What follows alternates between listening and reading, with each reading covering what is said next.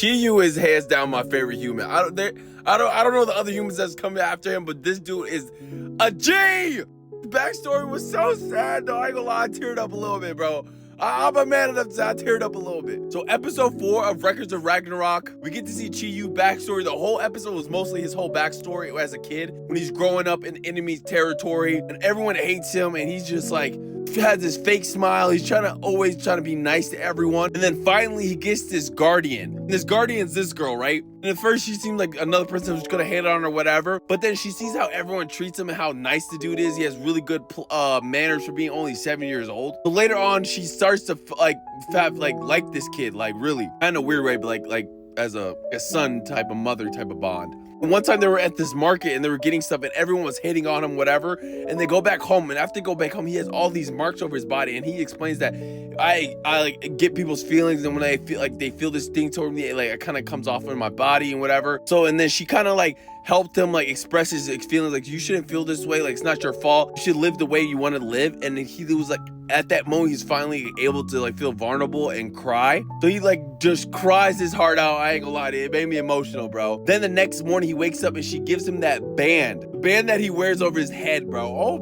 Oh my God, bro. This is that moment where she lets him cry. It was super emotional, bro. I'm telling you, you gotta watch it, bro. They're growing up, they're like living life, they're enjoying this. Things are going good. But at 12 years old, I think it was like later on, his real dad basically becomes the emperor now, and he wants him to come back.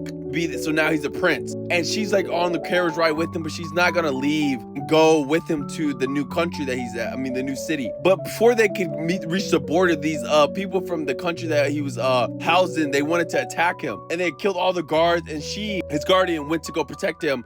And he wanted to fight for her, but like she's like, nah, I got you. Let me get my money worth. So she fights for him, but she ends up taking a lot of severe damage and doesn't make it out of there. But she tells him why he went to go be his guardian and everything. She was because her kid died in that big battle thing that his dad or his country did. Her son died, and she wanted to see, once he found out there was gonna be a guardian for him, she wanted to see what this dude was gonna be like, the prince. And when she found out how good-hearted you was, she's like, if this kid could be the king, maybe everything could change. So she told him to go be a king. Oh my God. Then him and Hades, and it's back to him and Hades. Actually, we get to see him grow up more. This is when he's 12 years old, and his dad passes away, and then he finally becomes a king. And then at 25, he becomes the actual emperor of all of China. Then we go back to him and Hades. They're fighting it out, and it looks like this next episode is gonna be the last battle between him and Hades, bro.